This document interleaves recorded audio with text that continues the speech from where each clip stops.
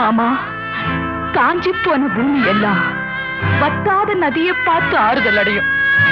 அந்த நதியே காஞ்சி போயிட்டா துன்பப்படுறவங்க எல்லாம் அவங்க கவலைய தெய்வத்துக்கிட்ட முறையிடுவாங்க. ஆனா தெய்வமே கலங்கி நின்னா அந்த தெய்வத்துக்கு யாரால ஆறுதல் சொல்ல முடியும்? தானாடவில்லை அம்மா, சதையாடுது. அது தந்தை என்றும் பிள்ளை என்றும் விளையா